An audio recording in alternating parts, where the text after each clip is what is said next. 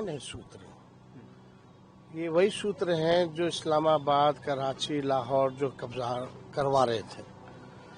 ये सूत्र को हम लोग जो मूत्र समझते हैं, क्योंकि 20 साल से बिहार में सरकार इनकी है, 11 साल से केंद्र में इनकी सरकार है, और ये जितने चुनाव जीत करके ये लोग गए सरकार बनाए, तो यानी सब फर्जी है। यानी असल में सुप्रीम कोर्ट ने जब से मामले को संज्ञान में लिया है और जब से इलेक्शन कमीशन को सलाह दी है, तब से इनके हाथ पैर फूले हुए हैं। देखिए इनकी कौन है सूत्र?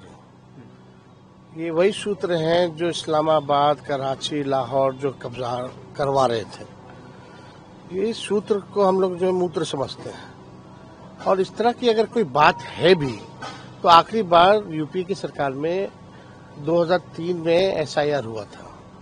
उसके बाद से अब तक जो है इतने साल हो गए, और इन सालों में कई चुनाव हम लोगों ने देखा।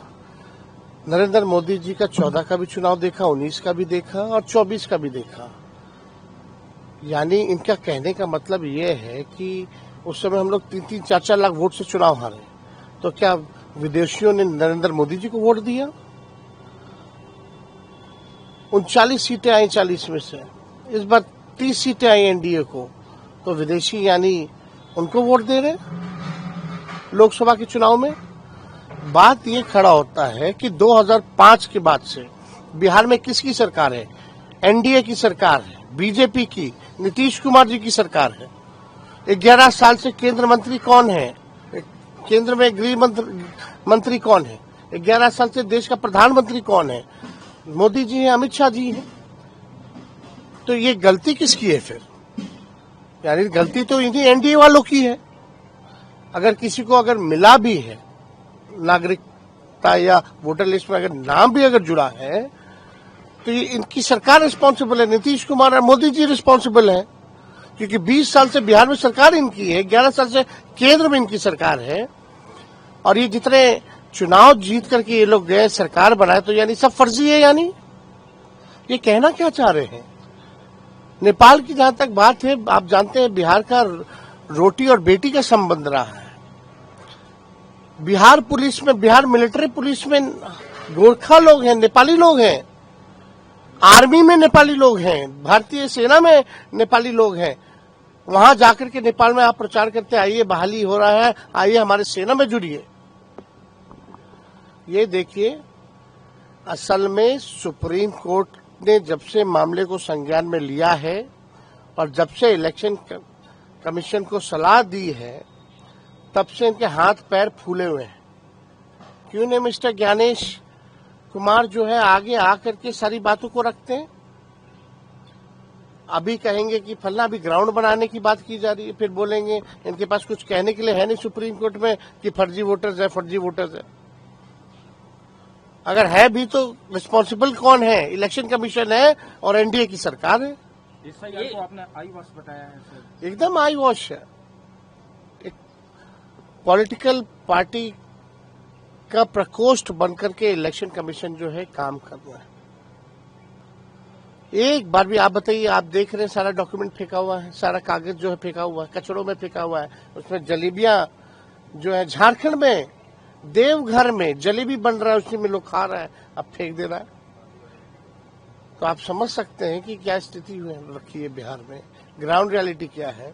BLO को मौखिक आदेश मिल रहे हैं, DM मौखिक आदेश दे रहे हैं, उन पर दबाव दिया जा रहा है, चाहे वोटर मिले ना मिले तुम ही फॉर्म भर के साइन करके जो है अपलोड करो।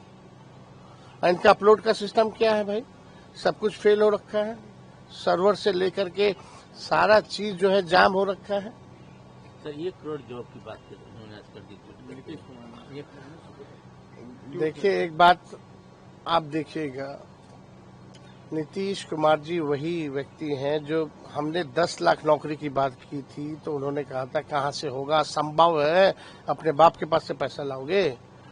हम तो भाजपा के लोगों से पूछना चाहते हैं, आपकी वित्त मंत्री आई थी 20 में, उन्होंने कहा था 19 लाख रोजगार दिलाएंगे। कहाँ है 19 लाख रोजगार? क्यों बिहार में पलायन सबसे ज्यादा है? क्यों शिक्षा चिकित्सा के लिए लोग जो है बाहर जाते हैं? क्यों नौकरी मजदूरी के लिए तब बिहार लोग जा रहे हैं?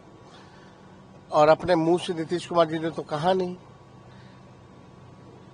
तो एक बात स्पष्ट है, इनका नकलची सरकार, तेजस्वी आगे है, इनकी सरकार पीछे है। पेंशन की बात हमने की, नौकरी की बात हमने की, रोजगार की बात हमने की, हमने फ्री में बिजली देने की बात की 200 यूनिट। अब सुनने में आ रहा है कि ये भी करेंगे। और यही नीतीश कुमार जी बोलते थे फ्री में बिजली नहीं देना चाहिए, सदन में बोले हैं, वीडियो है हमारे पास।